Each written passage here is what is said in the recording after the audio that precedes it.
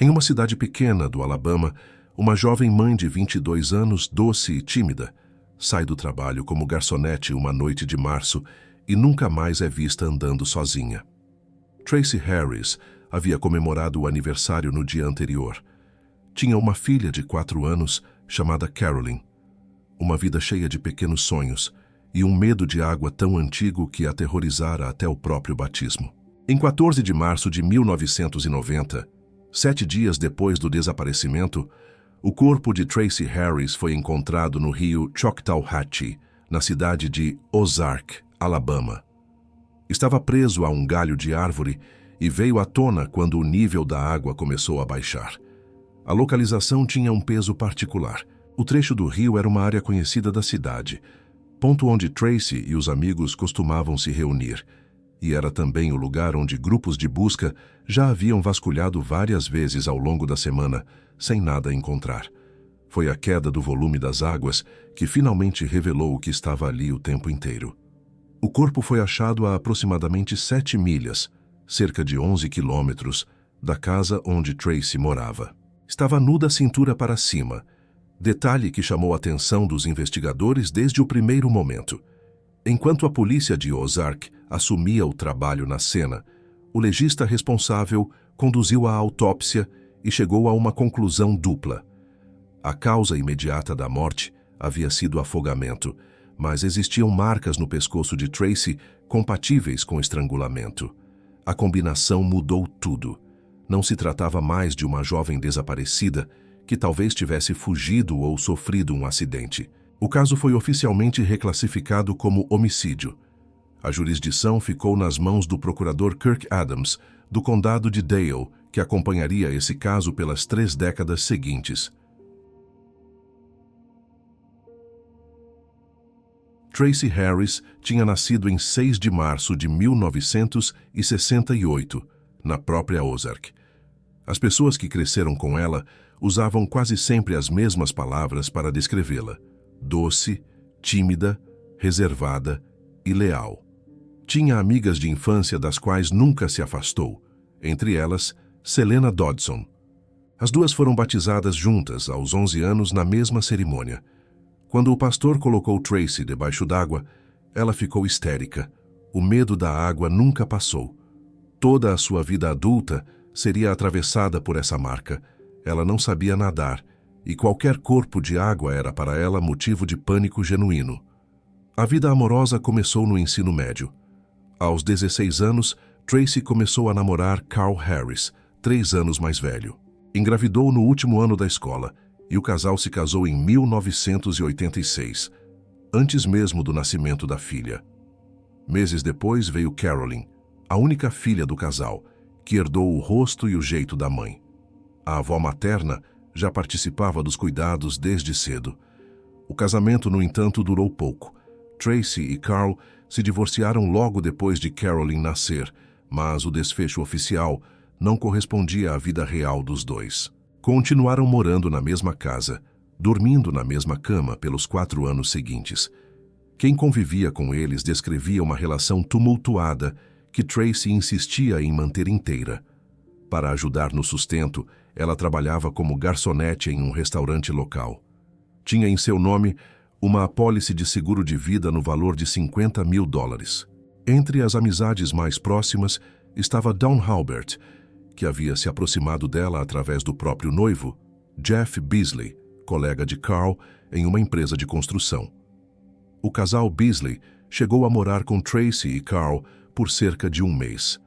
O desaparecimento foi reportado por Carl em 7 de março de 1990, exatamente um dia depois do aniversário de 22 anos de Tracy. A polícia conversou com ele primeiro pelo motivo mais simples possível. Era o autor da denúncia e, segundo a sua própria versão, a última pessoa a vê-la viva. O relato apresentado era direto. Naquela noite, ele teria buscado Tracy no restaurante onde ela trabalhava como garçonete, deixou-a em casa e seguiu para o próprio turno noturno no supermercado Superfoods. Carl colaborou nos dias seguintes. Autorizou que a polícia revistasse a casa do casal várias vezes, sem qualquer resistência. As buscas foram minuciosas, e o resultado foi sempre o mesmo: Nada. Não havia sinais de luta, não havia indícios de entrada forçada, não havia qualquer evidência física de violência dentro da residência. Enquanto isso, do lado de fora, amigos, familiares e moradores da cidade se organizavam em grupos de busca. Vasculharam diversos pontos da região, inclusive a área do rio onde ela costumava se encontrar com amigos. Quando o corpo finalmente foi descoberto, a polícia se viu diante de um quebra-cabeça. As hipóteses de morte acidental e de suicídio foram descartadas com rapidez. Todas as testemunhas ouvidas confirmavam a mesma coisa. Tracy jamais entraria voluntariamente em um rio, dado o seu medo profundo da água. Sem evidência física dentro da casa e com o cadáver descartado a quilômetros de distância, os investigadores chegaram a uma conclusão objetiva. Ela havia sido morta em outro lugar, e o corpo havia sido transportado até o rio depois. Conforme a investigação avançou para o círculo próximo da vítima, o retrato que Carl fazia da própria casa começou a ruir. Pelo menos 14 a 15 pessoas relataram à polícia ter presenciado em primeira mão episódios de violência física e psicológica de Carl contra Tracy ao longo do casamento. A história não era boato, era depoimento. Dawn Beasley descreveu uma cena específica. Durante um jantar, Tracy pediu dinheiro para pagar a conta de água. Carl reagiu com fúria, agarrou-a pela garganta, dobrou-a para trás e ameaçou matá-la na frente de quem estivesse presente. Dawn precisou intervir para que ele a soltasse. Outro relato veio de Bob Herring, amigo de Carl, que afirmou ter visto o ex-marido dar um soco no rosto de Tracy com força suficiente para deixá-la inconsciente. Herring contou ainda que Carl havia chegado a sugerir em conversa jogar o corpo de Tracy no rio para receber a apólice de seguro. Uma terceira testemunha ouviu Carl dizer diretamente à esposa: "Um dia desses eu vou te matar." Os depoimentos descreviam sempre o mesmo homem: controlador, ciumento, isolador, alguém que limitava o círculo de amizades da própria mulher. Apesar disso, Tracy nunca registrou um único boletim de ocorrência. O procurador Kirk Adams explicaria depois o motivo prático. A legislação de violência doméstica do Alabama, em 1990, não permitia que a polícia avançasse se a vítima não formalizasse a denúncia, mesmo que os agentes já estivessem dentro da casa. A própria Tracy, segundo Dawn, dizia querer atravessar a fase difícil e formar uma família com Carl. Resistia por isso a denunciar. A cidade inteira sabia. Dawn relatou ter ouvido num corredor de supermercado um homem dizer à esposa: "Parece que aquele rapaz finalmente matou aquela menina." A frase foi pronunciada antes mesmo de o corpo de Tracy ter sido encontrado. À medida que os investigadores cavaram mais fundo, dois motivos práticos para o crime começaram a tomar forma.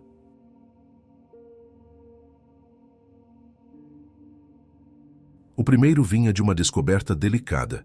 Carl, então com cerca de 25 anos, mantinha um relacionamento com uma adolescente de 17 anos, no momento em que Tracy desapareceu. Segundo testemunhas, ele falava abertamente em casar com a moça. O problema, conforme pessoas próximas relataram, era um obstáculo prático e financeiro. Carl dizia à namorada que não podia simplesmente deixar Tracy, porque, se o fizesse, teria que pagar pensão para Carolyn. Colocada nesses termos, a esposa morta valia mais do que a esposa divorciada. O segundo motivo estava ligado ao seguro. A polícia passou a enxergar a apólice de $50 mil no nome de Tracy sob outra luz. O contexto que deu peso a essa leitura foi exatamente a frase atribuída a Carl sobre se livrar do corpo para receber o dinheiro. Pensão de um lado, prêmio de seguro do outro. Para os investigadores, tratava-se de um motivo financeiro duplo.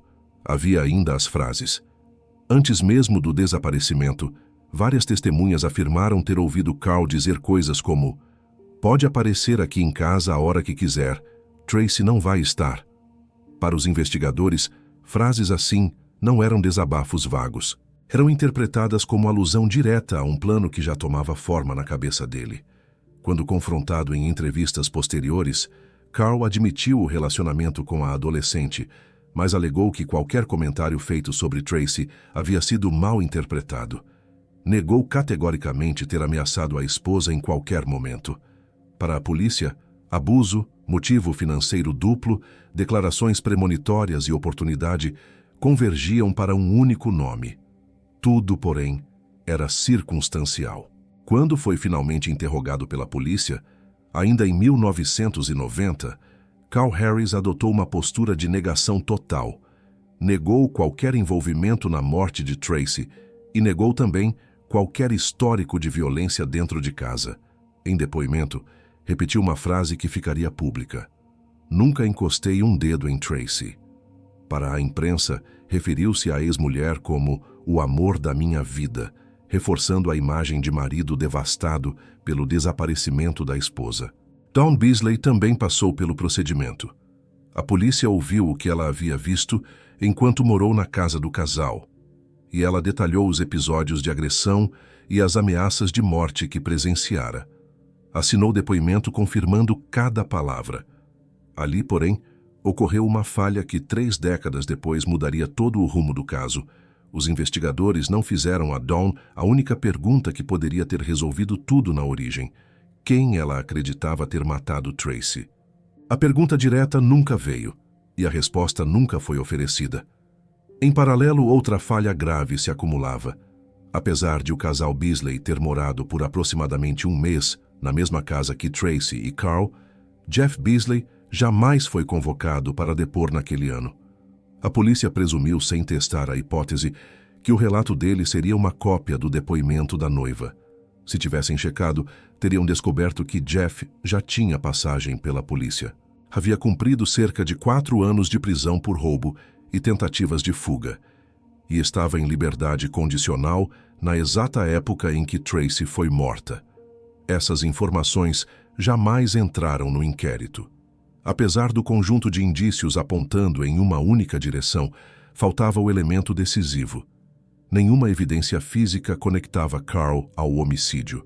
Sem isso, o promotor entendeu que não havia caso a ser apresentado formalmente naquele momento. Sem prisão e sem novas evidências, o inquérito foi engavetado e passou a figurar entre os cold cases ainda no início dos anos 90. Oficialmente, ficou sem solução.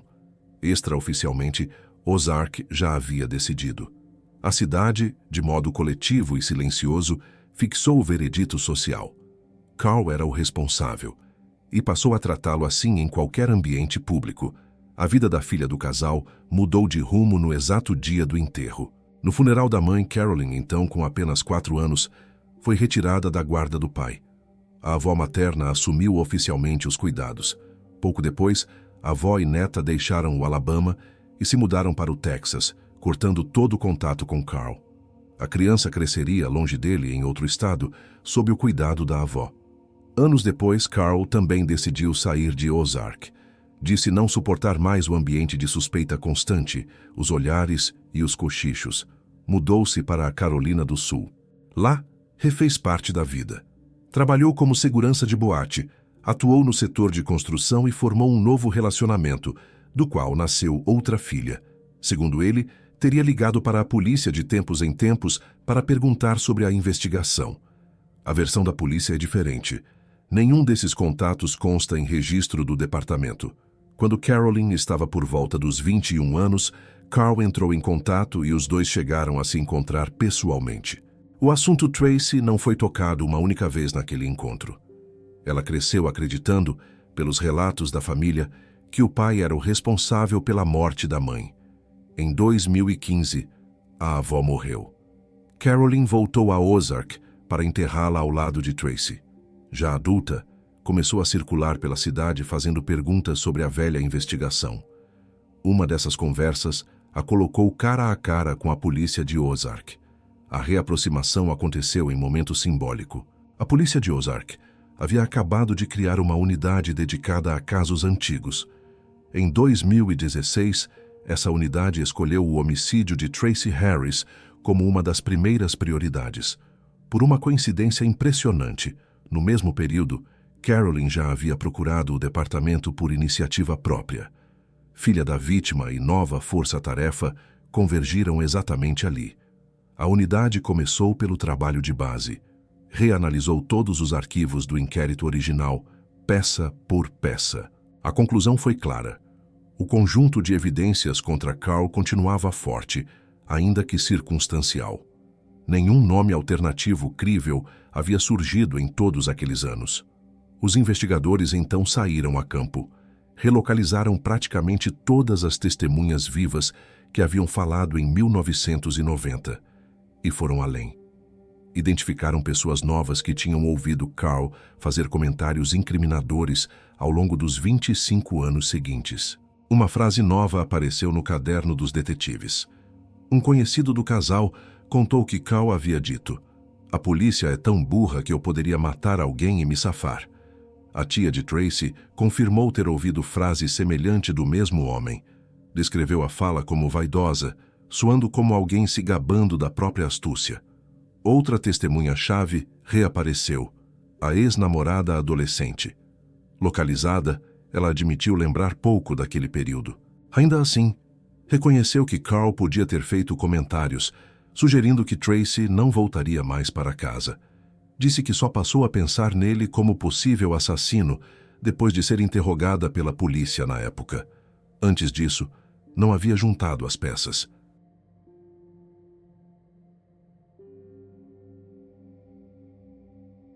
Em 13 de setembro de 2016, mais de 26 anos depois da morte de Tracy, Carl Harris foi preso. A prisão aconteceu na Carolina do Sul e policiais de Ozark se deslocaram pessoalmente até lá levando o mandado. Carl ficou aproximadamente 2 semanas em custódia. Em seguida, foi solto sob fiança e permaneceu em liberdade durante todo o longo período pré-julgamento. O indiciamento formal por homicídio só veio em 14 de março de 2018. A data carregava um peso simbólico. Era exatamente 28 anos depois do dia em que o corpo de Tracy havia sido encontrado no rio. Para enfrentar o processo, Carl contratou o advogado de defesa David Harrison. A primeira providência da defesa foi pública. Harrison foi à imprensa acusar a prisão de ser politicamente motivada. Segundo ele, havia pressão concreta sobre as autoridades locais para resolver casos antigos da região naquele ano específico, e o nome de Carl teria sido o alvo conveniente para aliviar essa pressão. A linha de defesa, dali em diante, tratou a investigação como produto de conveniência política, não de evidência. Carl manteve uma postura única durante todo o período de espera pelo julgamento.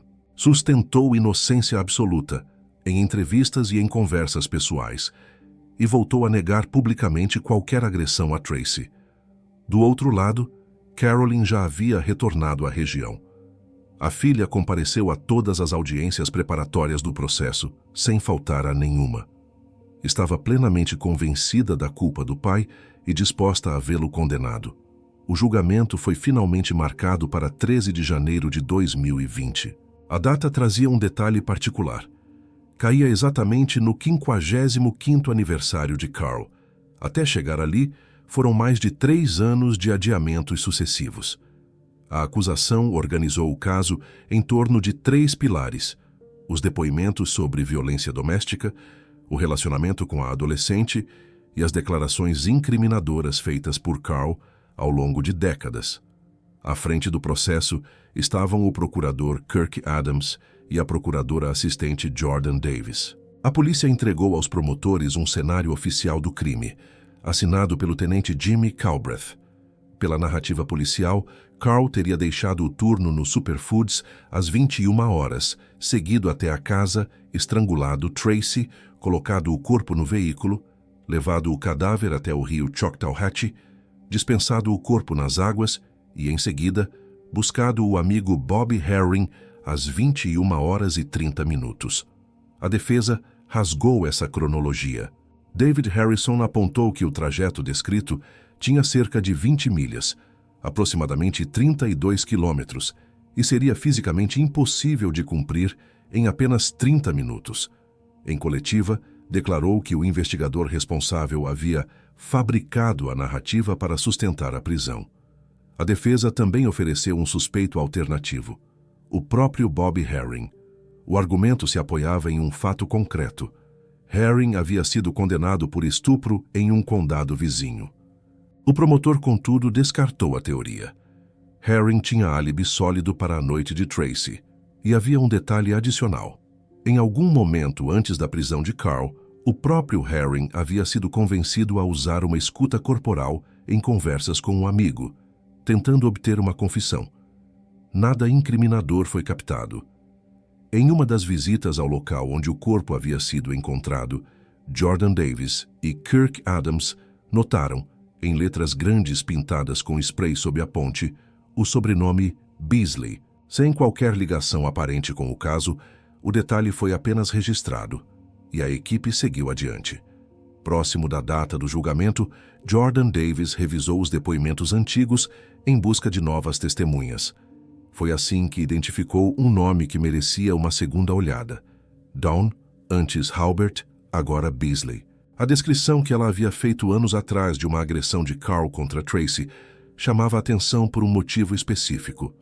O método relatado, estrangulamento, era idêntico ao que havia matado a vítima. A reaproximação com a antiga Dawn Halbert, agora Dawn Beasley, custou trabalho. Jordan Davis precisou de várias tentativas em números errados até localizá-la.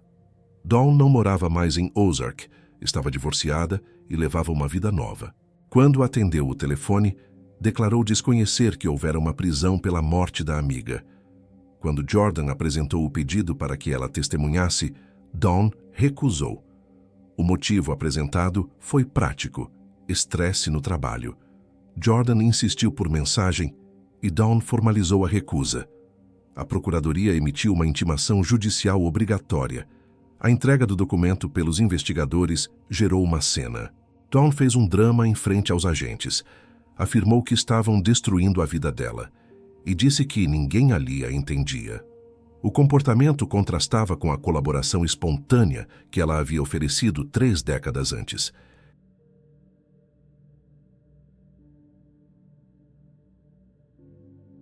Em 10 de janeiro de 2020, sexta-feira, 3 dias antes do julgamento de Carl, Dawn telefonou novamente para Jordan.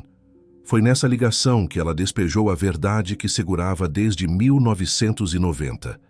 Carl Harris era inocente. Ela sabia disso porque o homem que havia matado Tracy lhe contou tudo na própria noite do crime. Seu então noivo, Jeff Beasley. A versão que Dawn apresentou começou pela cena doméstica daquela noite. Em 7 de março de 1990, ela estava em casa dormindo. Era véspera de seu aniversário de 21 anos e ela esperava o primeiro filho do casal. Jeff a acordou e disse, segundo Dawn, "Eu acidentalmente machuquei Tracy e agora ela está morta." Pela versão dele contada a Dawn, Jeff teria ido até a casa dos Harris para falar com Carl, mas encontrou apenas Tracy. Tentou convencê-la a deixar Carl. Brigaram fisicamente e ela morreu por acidente. Em seguida, ele teria levado o corpo até o rio, justamente para que Carl não o encontrasse em casa. Jeff pediu que ela não procurasse a polícia. Dawn diz ter pesado denunciar, mas optou pelo silêncio. Quis preservar o casamento iminente, a gravidez e o que ela definiu como o direito do bebê a uma família com pai e mãe. Em 1991, Jeff foi preso novamente, dessa vez por roubo, cumprindo 5 anos. Dawn manteve o segredo. Casou-se com ele depois da soltura. Tiveram 4 filhos. O divórcio só veio 13 anos depois, quando o próprio Jeff passou a agredi-la. Ao longo das décadas, Dawn pensou em maneiras de revelar o que sabia. Uma carta anônima, uma ligação anônima, um relato em leito de morte. Nunca executou nenhuma. Sobre o depoimento dado à polícia em 1990, sustenta uma frase que se tornaria icônica. Cada palavra que eu disse era verdade. Eles simplesmente nunca me perguntaram quem eu achava que tinha matado. A revelação fez o julgamento de Carl ser suspenso de imediato. A polícia precisava encontrar Jeff Beasley. Ele continuava morando em Ozark, trabalhava como motorista de caminhão e foi levado para depor sem dificuldade. Foi a primeira vez que ele se sentou diante de investigadores para responder pelo caso de Tracy. A reação inicial foi a esperada. Jeff negou qualquer envolvimento. Para reforçar a negativa, aceitou voluntariamente fazer um teste de polígrafo. O resultado foi entregue de forma direta. Ele havia reprovado. Mesmo assim, Jeff resistiu por mais de 4 horas mantendo a versão de inocência. Em determinado ponto, cedeu. Admitiu o envolvimento e apresentou um ângulo novo. Afirmou ter tido um caso amoroso com Tracy. Pela versão dele, Tracy o teria procurado para um encontro no próprio Rio na noite do crime. Ela queria que ele deixasse Dawn para ficar com ela. Ele se recusou. A discussão em torno dessa recusa teria sido o estopim. Jeff afirmou que ele e Tracy estavam dentro do rio, brigaram, e que ela afundou e não voltou. Quando os investigadores o confrontaram com as marcas de estrangulamento apontadas pela autópsia, recuou. Se a autópsia diz, eu acho que sim. Insistiu que apenas a teria empurrado para baixo da água. Vários elementos da versão dele foram contestados ali mesmo. Tracy era aterrorizada por água e jamais entraria voluntariamente em um rio. O relato anterior dado por Dawn descrevia uma briga em casa, não dentro do rio. E nenhuma testemunha jamais sugeriu em 3 décadas que Tracy estivesse tendo um caso. A própria Dawn duvidou da versão do ex-marido. Ofereceu uma hipótese alternativa.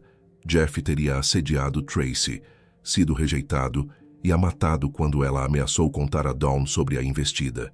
Jeff Beasley foi preso e indiciado pelo homicídio de Tracy Harris. Em 13 de janeiro de 2020, dia em que o julgamento de Carl começaria e que coincidia com seu 55º aniversário, o procurador Kirk Adams convocou coletiva.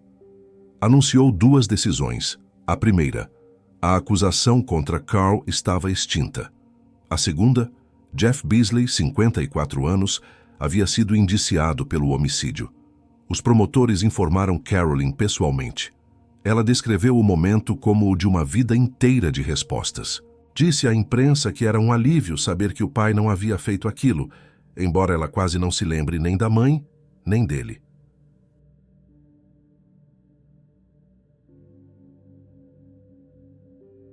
Aproximadamente 17 horas antes do início de seu próprio julgamento, marcado para meses depois, Jeff Beasley aceitou um acordo. Declarou-se culpado e foi condenado em julho de 2020 a 30 anos de prisão pelo homicídio. Há possibilidade de liberdade condicional em 2035. A Procuradoria decidiu não apresentar denúncia por obstrução contra Dawn Beasley. Jordan Davis e Kirk Adams afirmaram que, apesar de Dawn ter podido manter o segredo para sempre, foi sua confissão tardia que possibilitou a verdade. Acusá-la desincentivaria futuras revelações. Carl Harris convocou a própria coletiva ao lado de David Harrison. Classificou a investigação como negligente e incompetente. Em 2021, ajuizou ação contra a cidade de Ozark, pedindo $6 milhões por prisão indevida, perseguição maliciosa, dor e sofrimento. Alegou que policiais haviam fabricado informações. A ação cita perdas concretas, empregos perdidos, despejos, ausência em funerais de familiares e o rompimento da relação com a filha. O processo foi rejeitado pela Justiça e, ao ser emendado, rejeitado novamente. As acusações criminais contra ele, no entanto, ficaram definitivamente arquivadas. No dia seguinte ao arquivamento, Carl fez um apelo público. Ela tem meu telefone. Por favor, me ligue. Eu a amo e sinto falta dela. O apelo foi repetido em participações posteriores no programa Dr. Phil. Nessas aparições, Carl jamais admitiu publicamente os abusos contra Tracy, condição imposta por Carolyn para qualquer reaproximação. Os procuradores assumiram também publicamente o quanto estiveram perto de condenar o homem errado. Disseram ser nauseante pensar que estavam confiantes em obter uma condenação. O caso passou a ser citado dentro do gabinete como lição interna sobre os riscos de uma investigação focada em um único suspeito desde o primeiro dia.